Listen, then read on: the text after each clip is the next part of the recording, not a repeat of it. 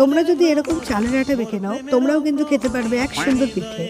তা বলে আমার মতন বলদকে দেবেন না এইসব বানাতে, যে পারে তাকেই দেবে। দেখতে পাচ্ছ আমি কিভাবে করছি, খুব বাজে ভাবে না জানি, ভয় নেই, এগুলো আমিই খাবো, আমি অন্য কাউকে খাইয়ে মারবো না। দেখতে পাচ্ছ কত মনোযোগের সাথে করছি। এরকম মনোযোগ যদি আমি পড়াশোনায় লাগিয়ে নিতাম আজকে আমি হয়তো বড় কিছু হয়ে উঠতে পারতাম।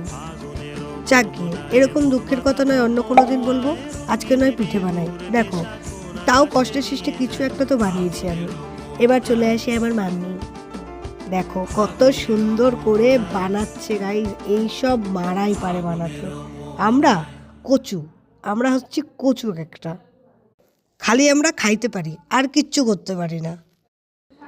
এরকম সুন্দর মোমোর শেপ করে এটাকে 15 মিনিট তোমরা বসাবে স্টিমে, ঠিক আছে? স্টিমে বসানোর পরে নামিয়ে নেবে, একটু ঠান্ডা হতে দেবে নাহলে মুখ চোখ পুড়ে যাবে। তো তারপরে নেবে ঝোলা গুড়, ঝোলা গুড় নিয়ে চুবিয়ে খাবে, যা লাগবে না গায়ে, সেরা লাগবে সেরা। যারা মিষ্টি খায় না তাদেরও ভালো লাগবে এটা, ঠিক আছে? তো বাড়িতে তোমরা ট্রাই করো, ট্রাই করে জানিও কেমন হয়েছে। Tata guys, bye bye.